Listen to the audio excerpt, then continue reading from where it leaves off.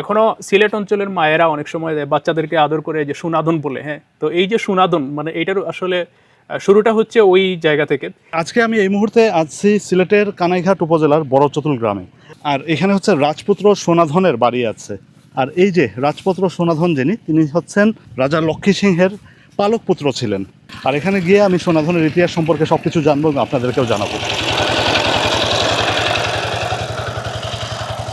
এটা হচ্ছে 1788 সালে নির্মিত, প্রায় 238 বছরের মতো।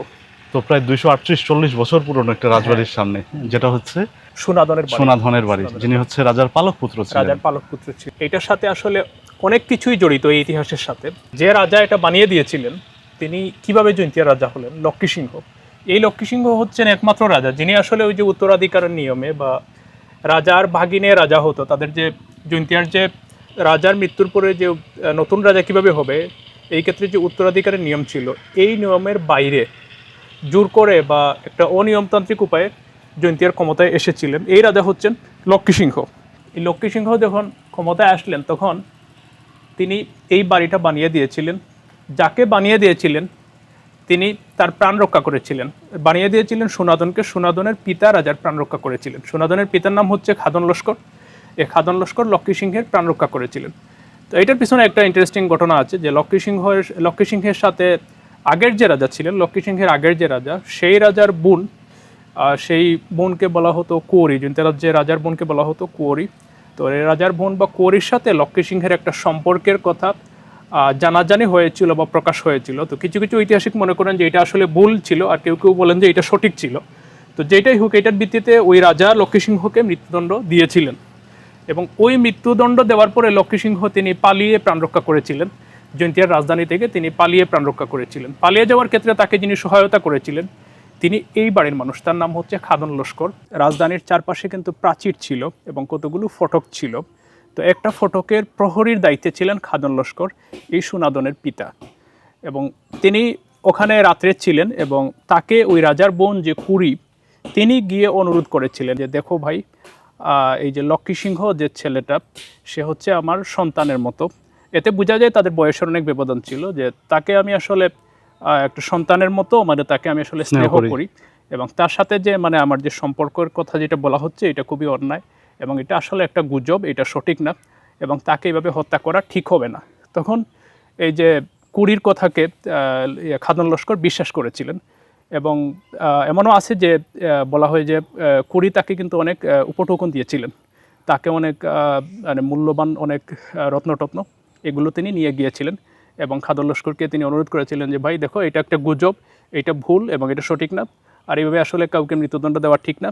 তো তাকে পালিয়ে যাওয়ার সুযোগ করে দেওয়া হোক, আর তোমাকে আমি আমার যত ধনরত্ন বা যা কিছু আমার সাথে আছে, যত মূল্যবান রত্ন সব কিছু তিনি একটা থলের মধ্যে করে তিনি নিয়ে গিয়েছিলেন এবং তিনি এগুলো খাদন লস্করকে দিয়ে দিলেন। তো খাদন লস্কর এই রত্নের লোভেই হোক অথবা বিবেকের তাড়নায় হোক, যদি তিনি বিশ্বাস করে থাকেন যে আসলে লক্ষ্মী সিংহকে ফাঁসানো হয়েছে বা এটা আসলে ভুল, এটা সঠিক না, তো সেই বিবেকের তাড়নায় হতে পারে তিনি আসলে লক্ষ্মী সিংহকে যাওয়ার গোপনে তাকে বের হয়ে যাওয়ার সুযোগ করে দিয়েছিলেন এবং সে বের হয়ে পালানোর সুযোগ করে দিয়েছিলেন এবং সে বের হয়ে নার্তিয়াং পুঞ্জিতে সে চলে গেল এবং সে কিন্তু ছিল একজন প্রভাবশালী দলইয়ের পুত্র। এই যে লক্ষ্মী সিংহ কিন্তু কোনো সাধারণ পাহাড়ি যুবক ছিল না। এইটা যখন জানাজানি হলো যে খাদন লস্কর লক্ষ্মী সিংহকে পালিয়ে যাওয়ার ক্ষেত্রে সহায়তা করেছেন ফটক খুলে দিয়ে, এইটা জানাজানি হওয়ার পরে রাজদরবারে বসে সিদ্ধান্ত নেওয়া হলো যে খাদন লস্করকেই মৃত্যুদণ্ড দেওয়া হবে। তিনি কেন লক্ষ্মী সিংহকে পালিয়ে যাওয়ার সুযোগ দিলেন? তখন খাদন লস্করকে মৃত্যুদণ্ড দেওয়া হয় এবং এই ঘটনাকে কেন্দ্র করে লক্ষ্মী সিংহের বাড়ি ছিল জৈন্তিয়া পাহাড়ের নার্তিয়াং পুঞ্জিতে। তো পাহাড়িরা যখন জানলো যে এইভাবে লক্ষ্মী সিংহকে মৃত্যুদণ্ড দেওয়া হয়েছিল, সে পালিয়ে এসেছে এবং তাকে পালিয়ে আসার ক্ষেত্রে সহায়তা করার অপরাধে আরেকজনকে মৃত্যুদণ্ড দেওয়া হয়েছে, এইসব বিষয় যখন তারা জানলো তখন পাহাড়িরা তারা অভিমান করলো এবং তারা অপমানিত বোধ করলো। তারা এই সমতলের সাথে বা জৈন্তিয়া রাজার সাথে সম্পর্ক ছিন্ন করলো, তারা সব লেনদেন বা বাণিজ্য তারা বন্ধ করে দিল। এই অবস্থা থেকে উত্তরণের জন্য তখন পাহাড়ের সর্দার এবং সমতলের যারা সর্দার বা দলই যারা ছিলেন তারা সবাই মিলে তখন সিদ্ধান্ত নিলেন যে রাজাকে সরিয়ে দিয়ে লক্ষ্মী সিংহকে রাজা বানানো হবে এবং তারা এই 22 জন দলই তারা এক হয়ে তারা একটা গোপনে পরামর্শ করে তারা কৌশলে রাজাকে তারা কেন্দ্রী বিলে ডুবিয়ে হত্যা করার ব্যবস্থা করেছিলেন। মূল রাজা ছিলেন রাজা বিজয় সিংহ। তো বিজয় সিংহকে সরিয়ে দিয়ে বা হত্যা করে তারা লক্ষ্মী সিংহকে রাজা বানিয়েছিলেন। তখন আর লক্ষ্মী এই সিংহ বিজয় সিংহই হচ্ছে লক্ষ্মী সিংহকে মানে মৃত্যুদণ্ড দিতে মৃত্যুদণ্ড চেয়েছিলেন। দিয়েছিলেন। তো লক্ষ্মী সিংহ যখন ক্ষমতায় আসলেন, ক্ষমতায় আসার পরে তিনি প্রথমেই যে কাজটা করলেন, তিনি এই বাড়িতে লোক পাঠালেন। এই বাড়িতে লোক পাঠিয়ে তিনি, সনাতন ছিল একটা ছোট বালক, তার বয়স ছিল খুবই কম, তো তিনি লোক পাঠিয়ে সনাতনকে জৈন্তিয়া রাজধানীতে নিয়ে গেলেন এবং তিনি নিজে সিংহাসনে বসার আগে সনাতনকে সিংহাসনে বসালেন। আবার কেউ কেউ বলেন যে তিনি সনাতনকে কুলে নিয়েছিলেন। তো এইরকম আছে আর কি, প্রচলিত আছে। তো সনাতনকে রাজা অত্যন্ত স্নেহ করতেন লক্ষ্মী সিংহ, এবং সনাতন ছিলেন তার পালক পুত্রের মতো, এবং সনাতনের জন্য তিনি এই বাড়িটা বানিয়ে দিয়েছিলেন। এটা 1788-89 সালের দিকে, এই 2 বছরই লক্ষ্মী সিংহ ক্ষমতায় ছিলেন। এর মধ্যেই তিনি সনাতনকে এই বাড়িটি বানিয়ে দিয়েছিলেন। এরপরে সনাতন তিনি জৈন্তিয়ার রাজধানীতে থাকতেন এবং তিনি রাজার সাথে থাকতেন, এবং আরও অনেক ঘটনা আছে এগুলো নিয়ে, সনাতনের গীত বা সনাতনের কবিতা, এগুলো অনেক কিছুই প্রচলিত ছিল। মূলত সেগুলো থেকেই, সেসব কাহিনী থেকেই আসলে এইসব ইতিহাস জানা যায়। মূল বাড়ির ভেতরের যে অংশটা, সেটা 1897 সালের ভূমিকম্পে সে যে ভেতরের যে অংশটা সেটা ভেঙে পড়েছে, ধ্বংস হয়ে গেছে। আর সামনের যে অংশটা, এটা এখনও অক্ষত অবস্থায় আছে। এখনও সিলেট অঞ্চলের মায়েরা অনেক সময় বাচ্চাদেরকে আদর করে যে সুনাদন বলে। হ্যাঁ, তো এই যে সুনাদন, মানে এইটার আসলে শুরুটা হচ্ছে ওই জায়গা থেকে।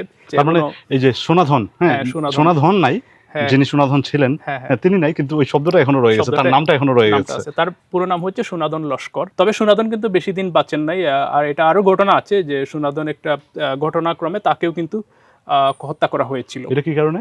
এইটা হত্যা করা হয়েছিল, এইটার পিছনে যে কাহিনীটা আছে, যে সুনাদন বাজিত খা নামে একজনের কন্যাকে বিবাহ করেছিলেন তার সম্মতির বাইরে। বাজিত খার যে কন্যা, সেই কন্যাই সুনাদনকে পছন্দ করত এবং তাদের একটা সম্পর্ক ছিল। তো রাজার মধ্যস্থতায় ওই বাজিত খার কন্যার সাথে সুনাদনের বিয়ে হয়েছিল, যেটা বাজিতার অমতে। ও মতে। কিন্তু বাজিত খা এটাতে তিনি রাজি ছিলেন না এবং তিনি অপমানিত বোধ করেছিলেন, এবং পরবর্তীতে কৌশলে একটা সনাতন একটা অভিযানে তাকে পাঠানো হয়েছিল, এবং সেই অভিযান থেকে ফিরে আসার পথে কৌশলে বাজিত খা তাকে হত্যা করিয়েছিলেন। বাড়ির সামনে এইটা কি, এই স্থাপনাটা? হ্যাঁ, এই স্থাপনা নিয়ে আসলে রহস্য আছে। আমি অনেক চেষ্টা করেছি যে এটা আসলে কী জিনিস, এটা বোঝার। তো এটা দেখে তো একটা মন্দির স্ট্রাকচার মনে হচ্ছে, বা অনেকটা মন্দিরের মতো। তবে কেউ কেউ বলে যে এটা সনাতনের সমাধি হতে পারে, মানে এটা আমি কনফার্ম না। তবে আমি এটা মানে 2-1 জায়গায় আমি এটা শুনেছি, বা মানে এটা এই ধরনের একটা মানে কথা আমি মানে শুনেছি, কিন্তু আসলে এটা নিশ্চিত হওয়া খুবই কঠিন ব্যাপার যে আসলে এখানে কি ছিল। তো কেউ কেউ বলেন যে সনাতনের সমাধি, এর ভিতরে সনাতনের সমাধি। আর যে এখানে যারা স্থানীয় আছেন তারা বলছেন যে এটা মন্দির ছিল।